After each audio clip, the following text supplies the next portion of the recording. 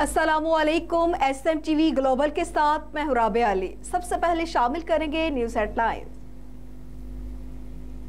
किसी भी जारहियत का मुंह तोड़ जवाब देने के लिए हम वख्तियार है। सदर पाकिस्तान आसिफ अली जरदारी का कहना है कि तमाम स्टेक होल्डर्स वतन अजीज की सलामती, इस्तेहकाम और तरक्की खुशहाली के लिए मिलकर काम करें। शकरपड़िया ग्राउंड इस्लामाबाद में यौम पाकिस्तान की मुनासबत से होने वाली परेड की तकरीब में खिताब करते हुए सदर मुमलिकत आसिफ अली जरदारी का कहना था कि पाकिस्तान अपनी खुद मुख्तारी पर कभी समझौता नहीं करेगा।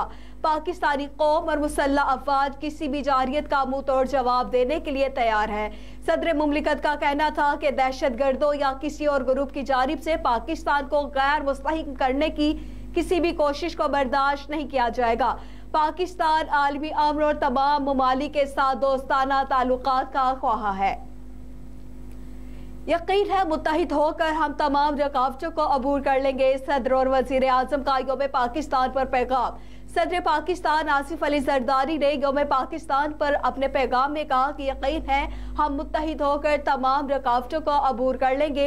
यौम पाकिस्तान के मौके पर उन्होंने कहा कि नए ख्वाहिशात का इजहार करते हुए कहा कि आज हम तारीखी करारदाद पाकिस्तान की मंजूरी की याद मना रहे हैं।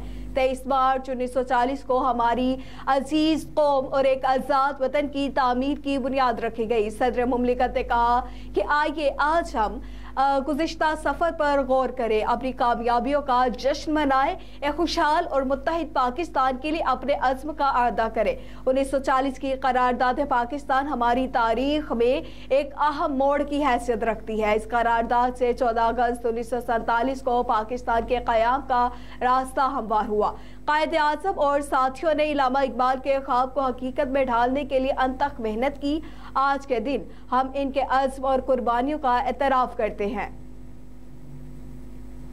सदर मुमलिकत ने सऊदी वज़ीर दिफा को निशाने पाकिस्तान के एजाज़ से नवाजिया। इस्लामाबाद में सदर मुमलिकत ने सऊदी वज़ीर दिफा को निशाने पाकिस्तान के एजाज़ से नवाजा है।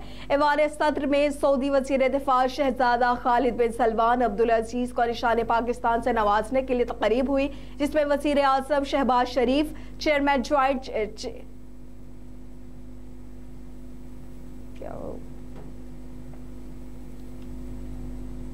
तकरीब हुई जिसमें वज़ीर आज़म Shehbaz Sharif, chairman joint chief general Sahir Shamshad और army chief general Asim Munir बादशाह ने शिरकत की।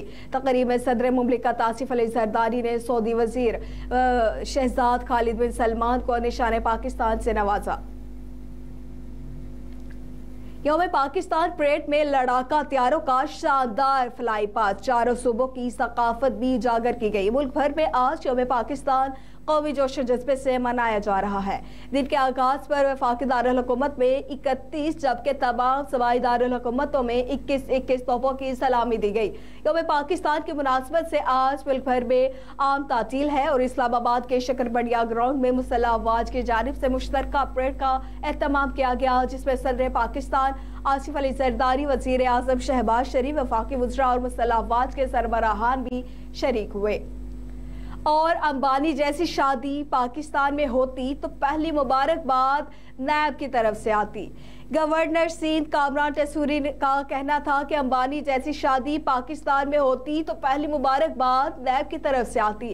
कराची में मीडिया से बातचीत करते हुए गवर्नर सिंध कामरान टेसूरी ने कहा कि भारतीय अमीर तरीन बिजनेसमैन में शामिल अंबानी जैसी शादी अगर पाकिस्तान में होती तो मुबारकबाद नैब की तरफ से आती और दूसरी मुबारकबाद FBR की तरफ से आती। उन्होंने कहा कि सिंध के दीगर इस्लाम में IT कोर्सेज शुरू कराने जा रहे हैं।